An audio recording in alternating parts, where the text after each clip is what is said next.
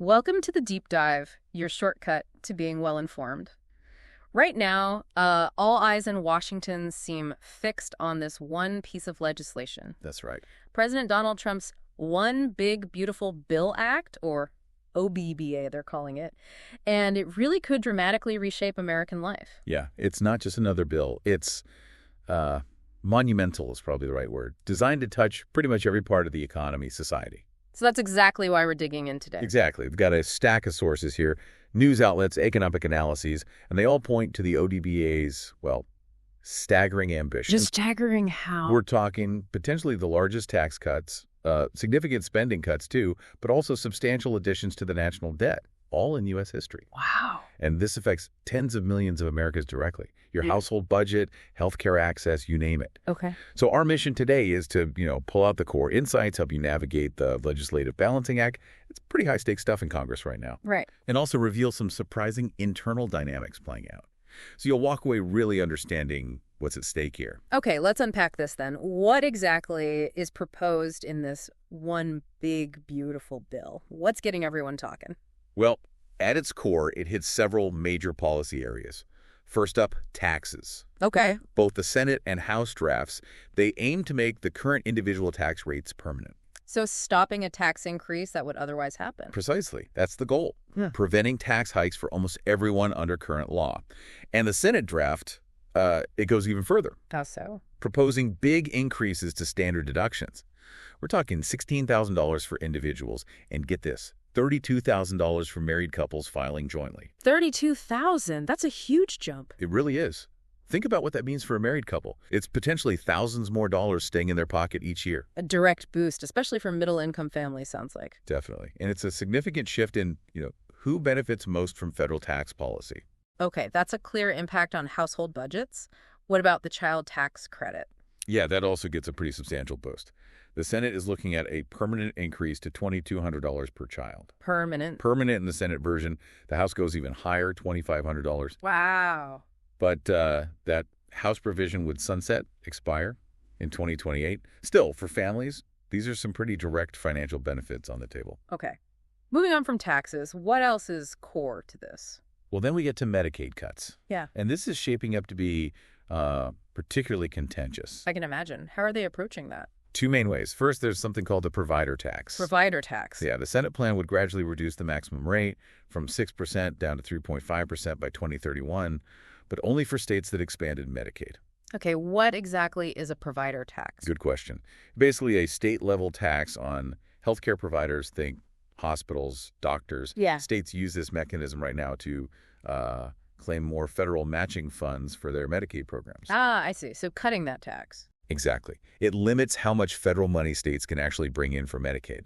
Which could mean service cuts or states having to pick up more of the cost. Precisely. It shifts the funding burden. Now, the House wants to go even further. They're proposing blocking new provider taxes altogether and freezing the existing ones. Okay. What's the second approach to Medicaid? Work requirements. Both chambers propose an 80 hours a month work requirement for able-bodied adults on Medicaid. 80 hours? Is that across the board? Mostly, but the Senate draft does include a notable exemption. Whoa. Yeah, for parents of children under 14. That's a key difference between the two versions right now. Interesting distinction. Okay, what about other hot-button areas? Energy policy? Border security? Are those in here too? They are. The OBBA targets green energy specifically. The main goal seems to be eliminating the major tax credits for wind and solar, the ones from the 2022 Inflation Reduction Act. Get rid of them completely. That's the aim. The Senate draft offers a slightly longer phase-out period, partial credits for projects starting soon.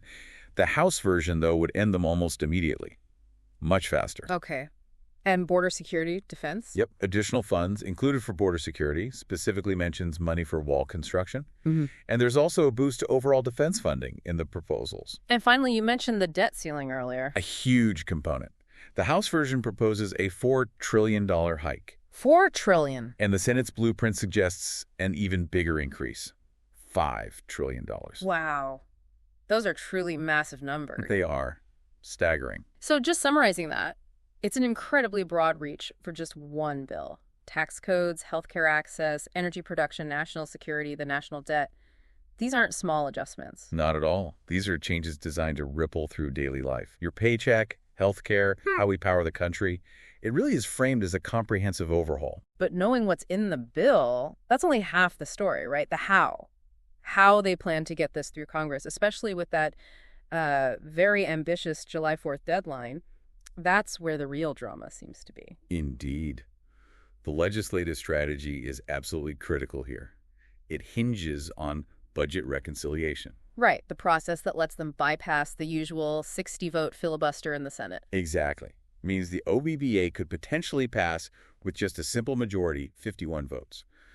But, and this is a big but. There are always rules. There are rules. This process comes with its own strict constraints.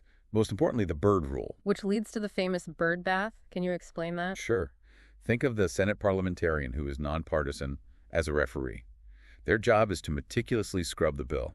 Scrub it. Yeah, to make sure every single provision has a direct, substantial impact on the federal budget. Yeah. Not just an incidental one. If it doesn't meet that test, it gets thrown out. So it's a critical hurdle that can really change the final bill. Absolutely. And we've already seen that happen. Provisions have already been ruled out. Like what? Things like proposed funding cuts to the Consumer Financial Protection Bureau, changes to how Federal Reserve employees are paid. Those didn't pass the bird rule test. So that shows some, let's call it, initial turbulence already. Definitely. And it highlights how much the final text can be altered before it even gets to a floor vote. And with Republicans having such narrow majorities in both chambers, any turbulence is a major, major concern for them. These internal Republican divisions must be making this legislative sprint incredibly challenging. Oh, absolutely. There are several really significant sticking points causing friction within the party. Okay, what are the big ones? First, the state and local tax deduction cap. The SOLD cap. Ah, yes, SOLT. Always contentious. Right. So before 2017, you could deduct basically unlimited state and local taxes from your federal income. Big benefit in high-tax states. A cap was put in place. Now, the House version of OBBA pushes for a $40,000 cap. Okay. Why 40,000? That seems to be a hard-won concession for Republicans from those higher-tax, often blue states. They want relief for their constituents. But the Senate. The Senate draft proposes sticking with a much lower $10,000 cap. 10,000 versus 40,000. That's a massive difference. Huge difference. And it's causing, as the sources say, major heartburn. You've got House Republicans threatening to vote down the entire bill if that $40,000 cap isn't kept. Wow. Threats to kill the whole thing over SALT. And then you have others like Senator Ron Johnson saying just eliminate it altogether. Get rid of the deduction completely. So a big internal fight there. Definitely sounds like a significant fault line within the GOP caucus. What else is causing deep divisions? Medicaid cuts. We touched on the proposals, but the pushback from within the Republican Party is notable. Right. Who's raising concerns? Senators like Lisa Murkowski, Jerry Moran, Susan Collins, Josh Hawley, they've all openly questioned the cuts. Josh Hawley, I saw a quote from him. Yeah, he called slashing health insurance for the working poor both morally wrong and politically suicidal. Pretty strong words. Very strong. Are there specific concerns beyond the philosophy? Yes. Concerns about the impact on rural hospitals, which are often heavily reliant on Medicaid. Senator Jim Justice has been raising this issue prominently. So the practical impact on communities. Exactly. And some of these concerned senators are apparently pushing for a sort of stabilization fund to try and cushion the blow for those vulnerable hospitals. So even within the party, deep disagreements on these big social programs, that must make whipping votes incredibly hard. It does. Every single vote counts with these narrow margins. Senator Hawley's quote isn't just talk. It signals a real potential roadblock if those cuts aren't maybe modified. Okay, what else? Any other major sticking points? Well, then there's the clash over those green energy tax credits we mentioned earlier. Right, eliminate versus phase out. Exactly. You've got some Republicans, like Senator Ron Johnson again, and Representative Chip Roy, pushing for immediate, complete elimination. Done. Gone. And the other side? Others, including Senators Murkowski, John Curtis, Jerry Moran, Tom Tillis, they're more cautious. They argue against a full-scale repeal right away, pointing to, stability for businesses that have already invested based on those credits. So an internal debate about energy policy direction and economic stability. Makes sense. And the debt. Fiscal conservatives must be weighing in heavily there. Oh, absolutely. That debt ceiling increased $4 trillion in the House, $5 trillion in the Senate. That's drawing strong opposition from fiscal hawks. Like Senator Rand Paul? He's a key voice here, yeah. He's arguing it's just not fiscally conservative, and it would essentially make the GOP own the debt. So what's his alternative? He suggested maybe a smaller short-term increase or even demanding a completely separate vote on the debt ceiling, not tying it to this big bill. Interesting. And related to that, spending cuts. Yes.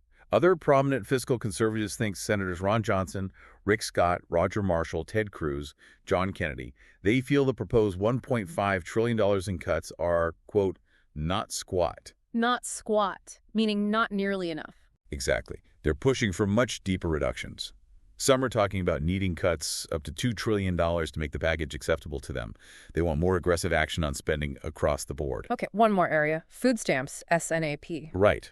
There are proposed cuts there, too, requiring states to start chipping in financially starting in 2028. And that's causing pushback. It is. Senator John Boozman, among others, has voiced concern about that provision and what it might mean for states and recipients. So putting it all together, OBBBA isn't just a fight against the opposition party. It's a really complex negotiation within the Republican Party itself. Absolutely. Every faction seems to have its own priorities, its own red lines. And that July 4th deadline, the one President Trump is reportedly demanding, that must be putting immense pressure on Republican leaders. Immense. With razor-thin majorities in both the House and Senate, every single vote is critical. They can't afford many defections at all. Okay, let's zoom out a bit. Beyond the immediate legislative chaos in D.C., what does this all mean for the bigger picture? If OBBBA, or something close to it, actually passes, what are the broader economic, maybe even global consequences experts are talking about? Well, we looked at the CEPR e-book, The Economic Consequences of the Second Trump Administration, a preliminary assessment.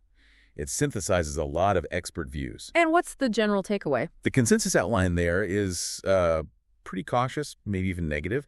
They suggest the administration's policies, including OBBBA, are likely to weigh negatively on both the U.S. and the global economy. Negatively in the short term, long term, both. Both, according to this analysis. They specifically mention early indicators pointing to economic turbulence ahead. Economic turbulence. What does that look like, practically speaking? Well, the ebook highlights how the, and I'm quoting here, sheer number, dramatic nature, and unpredictability of policy shifts are really deepening economic uncertainty. Businesses, investors, they don't like uncertainty. Makes sense. And furthermore, OBBBA specifically is projected to further widen the U.S. structural fiscal imbalance and unsustainable debt trajectory. So bigger deficits, more debt. Exactly. The government spending more than it takes in, digging that debt hole deeper. And it's not just think tanks saying this. Our sources note that Moody's, the rating agency, already downgraded the U.S. credit rating below AAA, citing some of these fiscal concerns. So external agencies are echoing those debt worries we heard from inside Congress. Correct. And what about beyond the U.S. borders? Global perspective. There's a significant assessment in the CEPR analysis that the U.S. is retreating from its historic role in supplying key global public goods. What does that mean, global public goods? Things like promoting stable trade rules.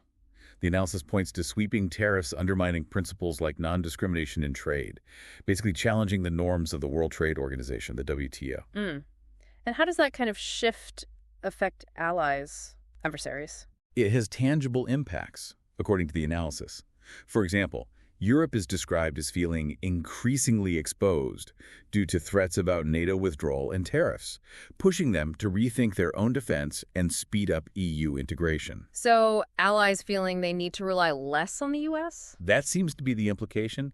And on the other side, China has responded to U.S. tariffs with its own significant retaliatory tariffs, obviously leading to trade friction. And other countries. Countries like Mexico are highlighted as being particularly vulnerable to shifts in Washington's trade policies, just given how deeply intertwined their economy is with the U.S. So the takeaway from these experts seems to be that these policy shifts, intended or not, are potentially contributing to a less stable international order. That's certainly the picture painted in the CEPR assessment, yes. Now, this is fascinating. To really get a handle on why something like OBBBA is such a challenge in Washington, sometimes looking at a smaller scale helps understand the dynamics within the parties. That's a great point. Like a state legislature. It can act as a sort of microcosm, right? An analysis of the Texas Senate, for instance, might show us something about these internal ideological fights. It really can. There's an analysis of the 2025 Texas Senate based on how senators voted on bills' roll call votes. It's considered a kind of gold standard method in political science for mapping ideology. And what did it find? Something pretty stark. The crucial finding for 2025 was that there was, quote, no case where a Republican senator's ideological score overlapped with a Democratic senator's score. No overlap at all. None.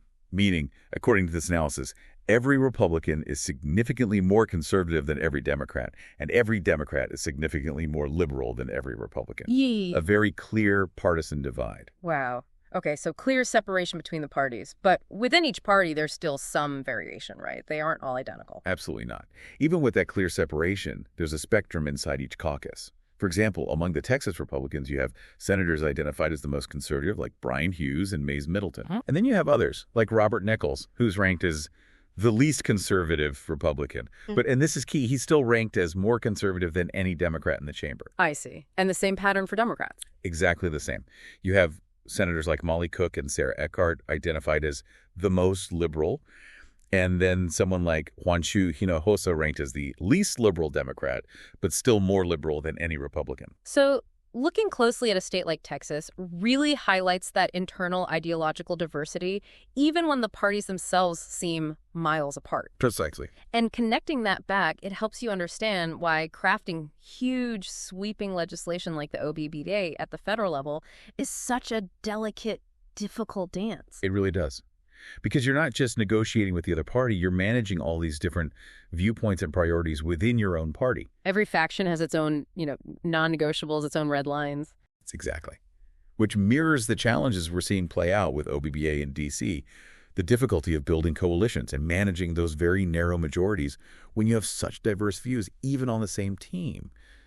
It makes passing anything comprehensive incredibly tough. So this deep dive has really laid bare the ambitious scope of this one big, beautiful bill act. Huge tax cuts, major spending shifts, energy policy, border security. Yeah. The works. Yeah, it touches so many areas. And we've seen the incredible legislative hurdles it faces, reconciliation, the birdbath, that looming July 4th deadline. And crucially, those complex, sometimes really surprising, internal divisions within the Republican Party that are truly shaping its fate right now. Yeah. Which leaves us and you with a final thought to chew on, really.